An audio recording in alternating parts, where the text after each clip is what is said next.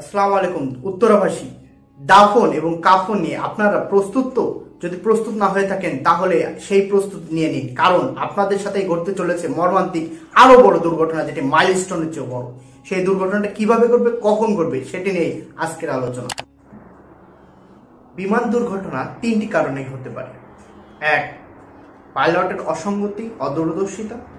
দুই, technical error. তিন, বাধা। বাধা আবার দুইভাবে হতে পারে, এক মানব সৃষ্ট বাধা আর দ্বিতীয়টি হচ্ছে প্রাকৃতিক। এখন টেকনিক্যাল এরর নিয়ে আমাদের কাজ করার সুযোগ আছে, সেই জায়গাগুলো ঠিক করার 50-50, কারণ ঠিক করার পরও হঠাৎ কোনো একটি টেকনিক্যাল এরর দেখা দিতেই পারে এবং সেটার জন্য সেই একটি দুর্ঘটনা ঘটতেই পারে। আবার পাইলটের যদি আমরা কাজ করতে চাই, তার মনের উপর অনেক কিছু নির্ভর করে। সে যতই টেকনিক্যালি সাউন্ড হোক, সে যতই দক্ষ হোক, তার মানসিক অবস্থা নির্ধারণ করে সে আসলে কতটুকু কাজ করবে বা করবে না। এটি একটি ব্যাপার হতে পারে, যেটির উপরে আমাদের অর্ধেক হাত আছে, অর্ধেক হাত নেই।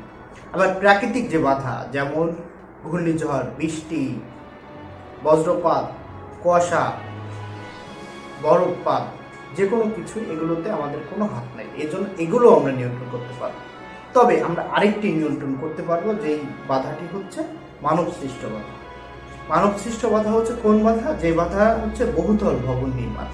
বহুতল ভবন আমাদের বিমান চলাচলে বাধাগ্রস্ত করে। At the heart of Dhaka, Hazrat Shah Jalal International Airport faces a hidden threat.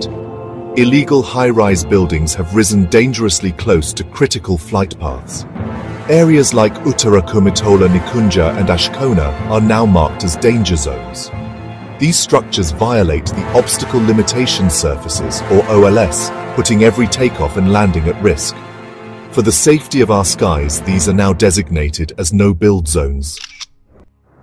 আন্তর্জাতিক সিভিল এভিয়েশন আইকাও এর কিছু নিয়ম এবং স্ট্যান্ডার্ড আছে যেগুলো মেনে চলতে হয়, যেটি অবস্ট্রাকল লিমিটেশন সারফেস অর্থাৎ OLS, যেটি মানদণ্ড নির্ধারণ করে একটি বিল্ডিং এর কতটুকু উচ্চতা হবে। বাংলাদেশ বেসরকারি বিমান চলাচল কর্তৃপক্ষ তারা একটি জরিপ করেছে, যে জরিপে দেখা গেছে 83টি গুরুত্বপূর্ণ স্থান রয়েছে যে জায়গাগুলো ঝুঁকিপূর্ণ, এবং এখানে এই 83টি জায়গায় একযোগে একই সাথে ঝুঁকিপূর্ণ হয় কখন, কোথায়, কিভাবে আমাদের দুর্ঘটনা ঘটতে পারে আমরা জানি না। এজন্য দ্রুত সম্ভব ব্যবস্থা নেওয়ার প্রয়োজন ছিল। তো দুঃখের বিষয়, আফসোসের বিষয়, সেটা হচ্ছে এখনো পর্যন্ত কোনো ব্যবস্থা নেওয়া যায়নি।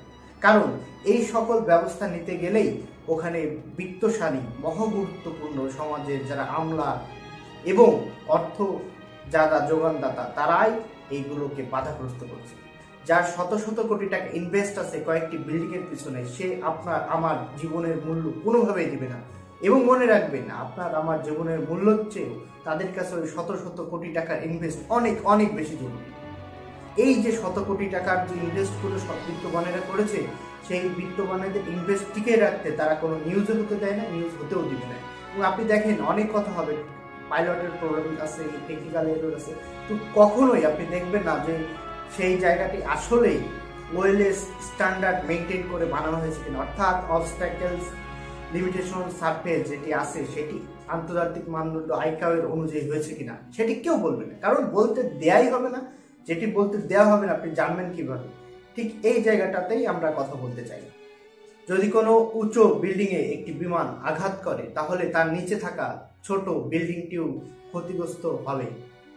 এই জন্য আমাদেরকে এটা মনে করা যাবে না তার ক্ষতি হচ্ছে মানে তার হচ্ছে, তার ক্ষতি হচ্ছে মানে আমারও হচ্ছে।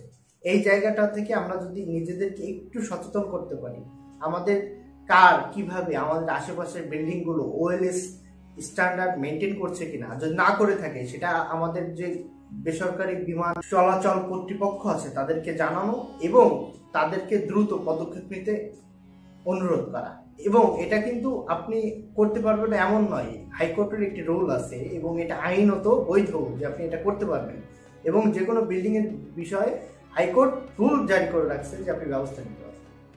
প্রশ্ন হচ্ছে তাহলে এগুলো কেন করা হয় না এবং কেন এই বিল্ডিং গুলো তৈরি হয়? এই বিল্ডিং গুলো তৈরি হয় যারা এই সকল দায়িত্বে আছেন, যে সকল কর্মকর্তা, বিশেষত তারা ঘুষ খান। আমরা দেখতে পাই 2 দিন পর পর বিভিন্ন ট্র্যাজেডি ঘটে, যে ট্র্যাজেডিগুলোর অন্যতম সর্বশেষ নামটি হচ্ছে মাইলস্টোন ট্র্যাজেডি।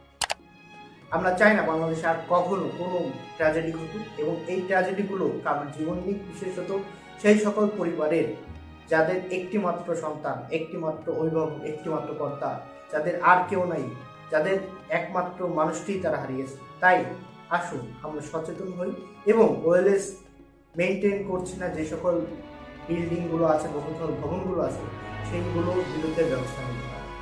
অনেক অনেক অনেক প্রমাণ আছে, সেই জায়গাগুলোতে প্রমাণ অনুযায়ী যদি আমরা হাত দিতে পারি, আমরা ইনশাআল্লাহ আমাদের শিক্ষকরা যারা মাইলস্টোন কলেজে জীবন দিয়েছিলেন, যে শিক্ষার্থীদেরকে বাঁচাতে গিয়ে তাদেরকে শ্রদ্ধা করে স্মরণ করছি, এবং আমরা বিশ্বাস করছি আমাদের মায়েরা যে পথ আমাদের দেখিয়ে দিয়ে গিয়েছেন, আমরা সেই সম্মানের জায়গা থেকে আর কখনো কোনো মাকে হারাতে চাইবো না, কোনো শিক্ষার্থীকে হারাতে চাইবো না, কোনো ফুলকে প্রস্ফুটিত হওয়ার আগেই বিনষ্ট হতে দেব।